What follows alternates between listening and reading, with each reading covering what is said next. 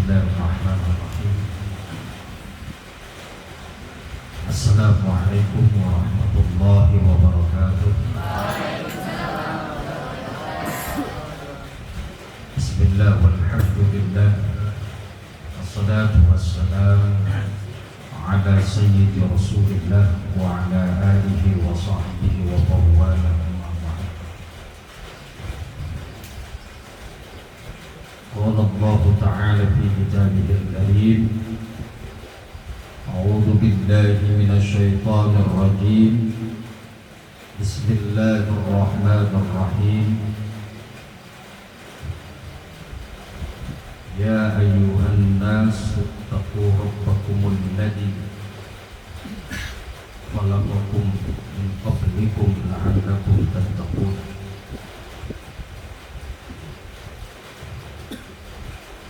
وقال رسول الله صلى الله عليه وسلم من عادى لي وليا فقد قربني أو فقد قتلته بالحرب. الحديث صدق الله العظيم وصدق رسوله الكريم ونحن على ذلك من الشاهدين. Para asatidz wa asatidzah yang dimuliakan oleh Allah, para santriwan, santriwati yang semoga selalu dalam lindungan Allah Subhanahu wa ta'ala. Pada kesempatan malam hari ini,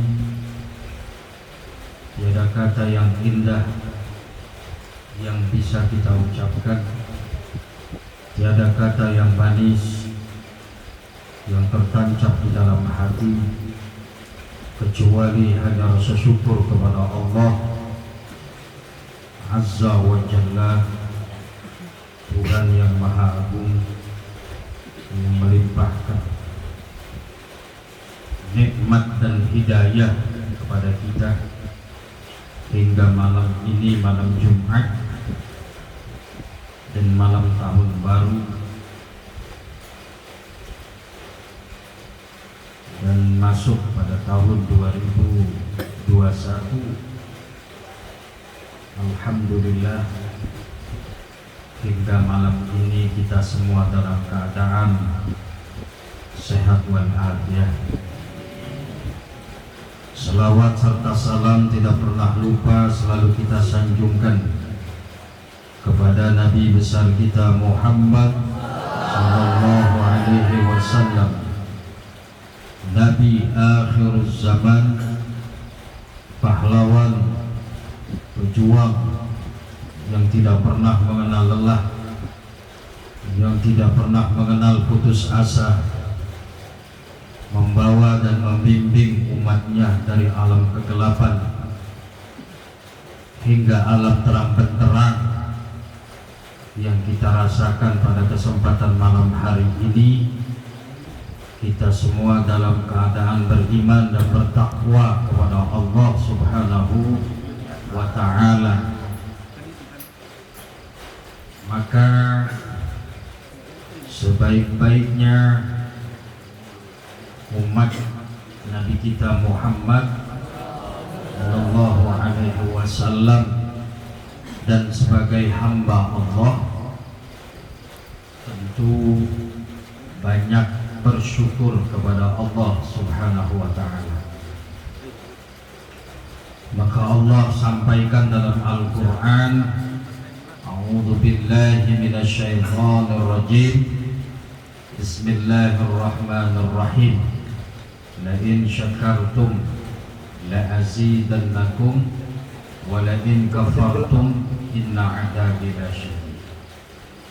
La in syakartum, jika kamu bersyukur, terima kasih, la azidannakum, pasti kata Allah akan ku tambah nikmatku kepada kalian. Wala in kafartum inna adabi lasyadid.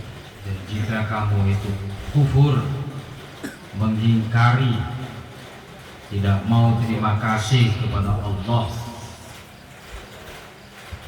maka ingatlah, pasti kata Allah, azabku sangatlah pedih. Intinya manusia itu disuruh Allah terima kasih, bersyukur ditambah nikmatnya, bersyukur ditambah nikmatnya, bersyukur lagi ditambah nikmatnya. Dan kufur mengingkari nikmat Allah, pastilah azabku sangatlah pedih.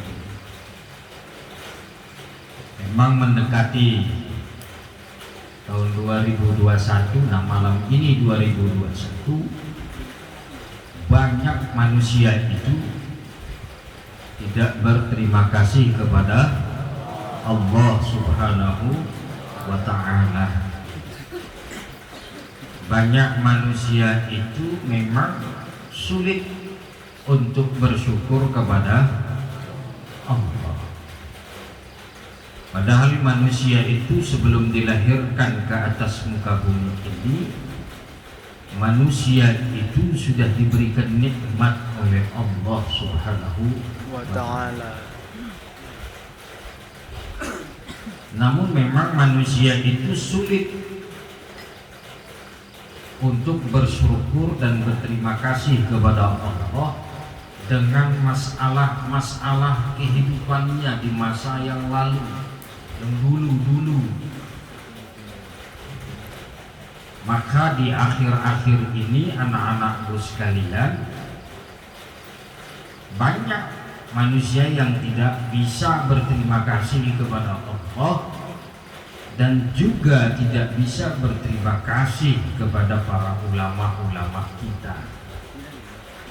Maka Rasulullah sallallahu alaihi wasallam bersabda, la yashkurullaha man la yashkurun nas. Dia tidak bisa disebut dia bersyukur kepada Allah jika dia tidak bisa berterima kasih kepada manusia. Jadi kalau di Indonesia itu anak-anakku sekalian, tidak lepas kehidupan umat Islam dan kehidupan manusia yang jumlahnya 250 juta di Indonesia ini, tidak lepas dari perjuangan ulama dan pondok-pondok pesantren. Kalau tidak ada pesantren, ya tidak ada Indonesia. Karena orang-orang nasionalis tidak mampu untuk menggerakkan putra-putri bangsa terbaik ini, karena mereka tidak mengerti agama.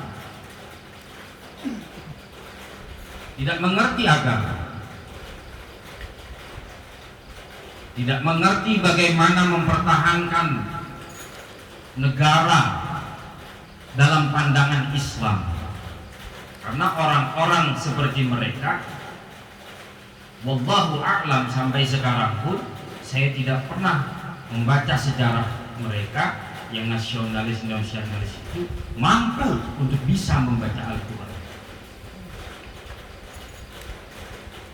Akhirnya para ulama-ulama bangkit, para santri-santri bangkit.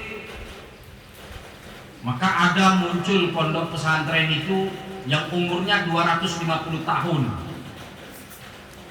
Ada yang 1883, ada yang 1926. Berarti Indonesia belum merdeka. Nah, ada di daerah Medan itu 300 tahun. Sudah keturunan yang ke-8 megang pesantren itu.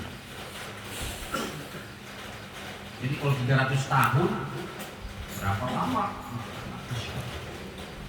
Maka para ulama-ulama dengan pondok pesantren bagaimana menyelamatkan bangsa Indonesia ini menjadi bangsa yang merdeka, menjadi bangsa yang bebas beribadah kepada Allah, menjadi bangsa yang selalu memberikan yang terbaik untuk warga negaranya. Nah, sekarang ini anak-anakku sekalian berbeda. Pondok pesantren dicurigai, menjaga ulama sekarang ini dibunuh, ulamanya dipenjara, ustadz banyak yang ditangkap. Kamu kan nggak tahu karena kamu tidak megang Android, makanya dikasih berita. Apa maksudnya? Supaya anak-anakku sekalian belajar yang serius, yang sungguh-sungguh. Itu saya nasihati kepada alumni yang sekolah di luar negeri. Hanya satu yang saya sampaikan kepada mereka: kamu cari ilmu yang benar, cari ilmu yang bagus, cari ilmu yang istiqomah, cari ilmu niatnya betul-betul karena Allah. Karena menuntut ilmu itu susah dan mengamalkan ilmu itu lebih susah anak-anak daripada mempelajari. Maka ancaman Rasulullah bagi para ulama, para penuntut ilmu, orang-orang berilmu itu lebih dulu masuk neraka jahanam ketimbang penyembah berhala kalau dia menyembunyikan ilmunya. Maka di akhir-akhir seperti ini para ulama tidak boleh menyembunyikan ilmunya. Kalau tidak, dia adalah orang yang pertama kali masuk neraka jahanam ketimbang orang yang menyembah berhala.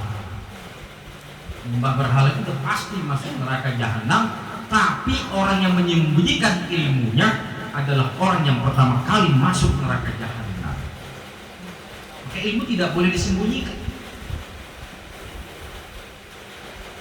Jadi kalau ada yang nanya ke saya itu, gimana itu yang terbunuh 6 laskar Islam itu yang di Jakarta? Ya setetes darahnya mahal. Setetes darahnya mahal. Harga diri kamu harus tahu anak-anakku sekalian. Harga diri seorang muslim itu lebih mahal daripada langit, bumi beserta isinya. Itu udah pernah saya sampaikan kan? Harga diri. Maka kamu jangan suka melecehkan harga diri temanmu. Bercanda boleh, tapi tidak boleh menjatuhkan harga dirinya. Si fulan itu kurus kayak ini, nggak usah. Si fulan ini orangnya kelihatan sudah tua, padahal mau kelas berapa? Masih kelas 3. Jadi kayak orang udah tua. Jangan, nggak usah kamu komenkan itu. Karena harga dirinya lebih mahal daripada langit, bumi beserta. Harga diri seorang muslimah itu mahal. Maka kamu putra jangan coba-coba ngintip mereka lagi mandi dalam macam, enggak boleh. Karena harga diri dia itu lebih mahal. Rasulullah, di zaman Rasulullah, seorang wanita dibuka jilbabnya, Rasulullah langsung mengumandangkan perang besar-besaran hanya gara-gara seorang Yahudi membuka jilbabnya orang Muslim. Paksa. Rasul langsung mengumandangkan perang besar-besaran, dikerahkan seluruh pasukannya. Perang Mu'tah itu gara-garanya raja kafir menghina utusan Rasul, dibunuh utusan Rasul. Langsung Rasulullah mengumandangkan perang besar-besaran. Belum ada dalam sejarahnya 3.000 lawan 200.000 orang menang. Gara-gara harga diri kaum muslimin dihina. Maka setetes darah kaum muslimin itu, anakku sekalian, itu lebih mahal dari langit, bumi beserta. Artinya lebih mahal dari emas yang kamu punya. Harga diri kaum muslimin itu darahnya itu setetesnya lebih mahal daripada harta yang kamu punya. Setetes darah kaum muslimin itu lebih mahal daripada jabatan yang kamu punya. Jenderal bintang 3, bintang 4 di sini. Itu kecil, Bapak sekalian, dibandingkan setetes darah muslim.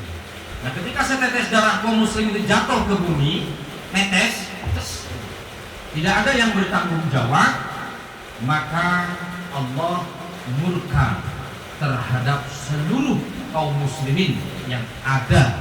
Contohnya di Indonesia kemarin, di Indonesia. Itu pengkajiannya, anak sekalian.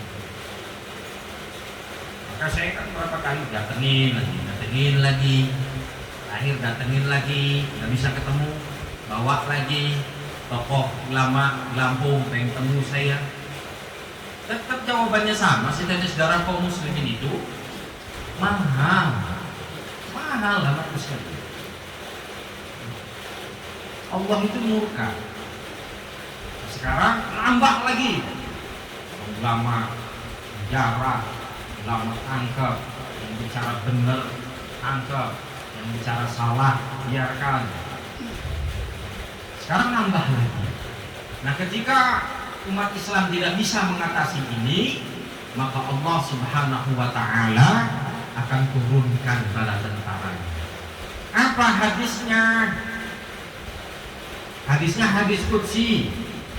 Man adali waliyan faqad harabani au faqad adantuhu bil harb.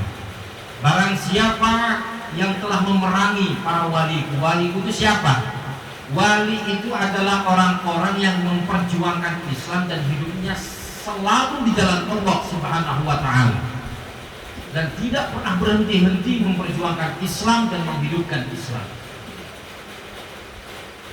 Apa kata Allah? Barang siapa yang memerangi para waliku, maka sesungguhnya mereka itu telah perang terhadap diriku, atau aku izinkan mereka untuk memerangi. Atau dalam hal tafsir lainnya, barang siapa yang memerangi para waliku, maka akan kuturunkan kehancuran dengan kehancuran yang total. Sekarang ini anakku sekalian, hujan banjir di mana-mana. Ya. Corona sekarang ada varian corona. Jadi kalau corona kemarin ada lagi yang baru ini. Dari Inggris, dari Australia, yang memang virus biasanya dari orang-orang kafir. Kalau orang Islam nggak pernah mengeluarkan virus. Orang Islam itu bersih. Kecuali kamu yang lagi belajar bersih, anak santri, anak dalam ada di mana-mana. Kalau perempuan kadang-kadang kotak sampah tempat putra deh. Saling tebak-menebak itu. Punya siapa ini? Punya siapa ini? Coba lihat ukurannya itu, punya siapa itu? Karena kolor putra ada di atas. Ya nggak? Itu lagi belajar bersih. Nanti juga bersih. Lagi belajar bersih memang kayak begitu. Kadang celana nggak disretingin. Itu burung kemana-mana. Awas nanti tidak bisa membedakan antara burung kita dengan burung lovebird. Karena burung lovebird itu terbang terus kemana-mana. Sampai ada yang dimakan kucing.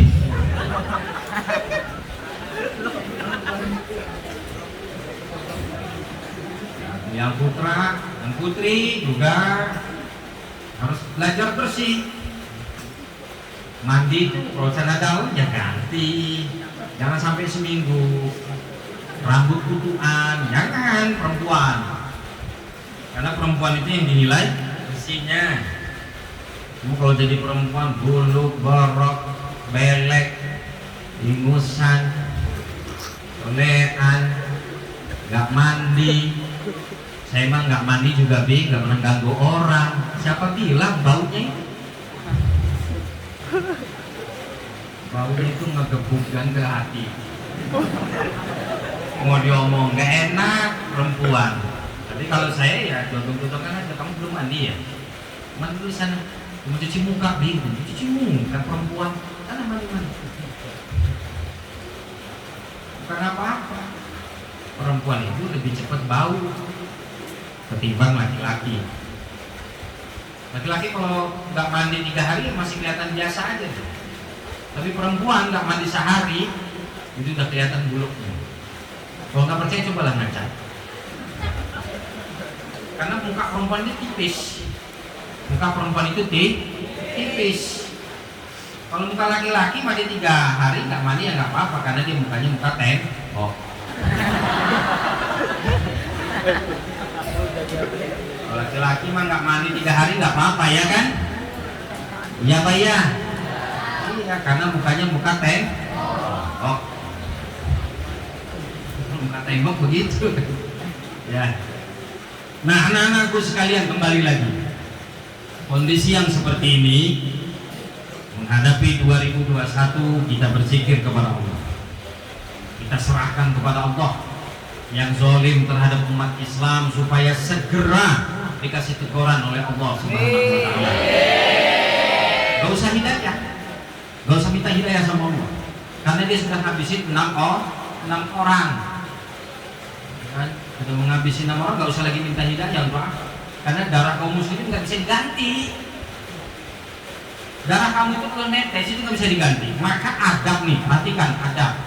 Adab kalau ngasih pisau itu jangan yang tajamnya. Udah dosa kamu itu. Kalau ngasih pisau kasih gagangnya. Kenapa? Kehati-hatian agar supaya kamu nanti tidak sengaja kebesek tangan temennya, darahnya netes, itu udah dosa besar. Kan ada adabnya. Islam itu kaya dengan adab. Ngasih pisau gagangnya, jangan yang tajamnya. Pisau nggak? Coba dicontohin. Coba ambil pisau, dicontohin ngasih pisau itu. Yang kamu sering saya lihat masih boloknya nih. Itu kalau kena tangan, ces gitu. Kamu nggak sengaja, itu sudah dosa besar. Kalau dalam Islam, dalam fikihnya kamu sudah kena diat, denda. Makanya nggak boleh. Jangan main pukul, jangan main tendang, jangan main pisau. Tangan kita ini bukan untuk orang Islam. Nah ini kan pisau nih. Ngasihnya tuh begini. Gagangnya yang dikasih. Kalau kamu kan sekarang ngasihnya sering saya lihat begini. Nih. Ngasihnya tuh gagangnya diputar gini. Nah ini. Supaya jangan kena teman. Itu bukti darah setetes darah kaum muslimin itu mahal. Kamu nggak sengaja nih umpamanya ngasih gini, gores tangan, gores darah, itu kamu sudah dosa besar. Perhatikan anak-anak sekalian. Tidak boleh. Maka kita minta sama Allah.